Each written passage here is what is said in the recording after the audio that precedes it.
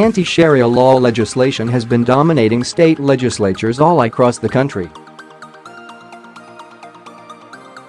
No doubt emboldened by the president's support for his agendas and initiatives. In 2017 alone, there were approximately 23 new pieces of legislation that were introduced in 18 various states that would crack down on Sharia law implementation in the United States. If taken into account collectively, that brings the total number of legislative efforts regarding anti-Sharia law legislation to a total of 217 in 43 different states over an 8-year period since 2010. All according to the Haas Institute at the University of California at Berkeley.The Institute specifically records and monitors this type of legislation across the country. The Guardian reported that Elsadig Elsheikh, director of the Global Justice Program at the Haas Institute that carried out the research, said the purpose of the bills was to spread fear about Muslims living in America and to portray them as untrustworthy and out of step with American values. Even if these bills do not become law, they help to subject Muslims to surveillance and other forms of exclusion and discrimination, he said. Of the 23 bills introduced to state legislatures this year, only 2 became law in Arkansas and Texas. 4 new states joined the growing list of legislatures where anti-Sharia legislation has been attempted: Colorado, Connecticut, North Dakota, and Wisconsin. All but one of the bills were introduced by Republicans. The exception was in Idaho, where a committee with an unknown party affiliation was behind the move.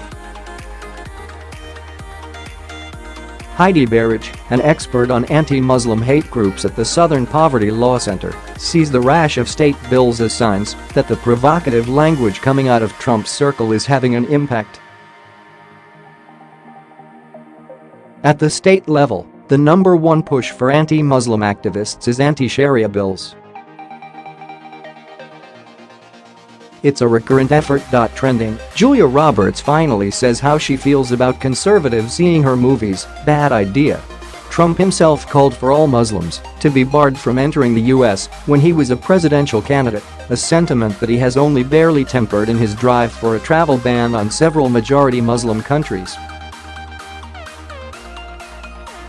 Several of the individuals he chose as key advisors also have a controversial track record. Steve Bannon, Trump's former chief strategist in the White House, once wrote a film script that warned of the country turning into the Islamic States of America.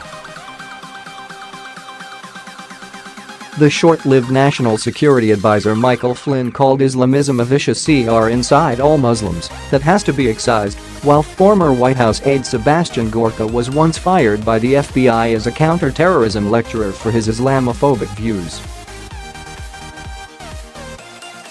The majority of the initial legislation came about after the backlash over the potential mosque that people wanted to create in downtown Manhattan, just blocks away from Ground Zero.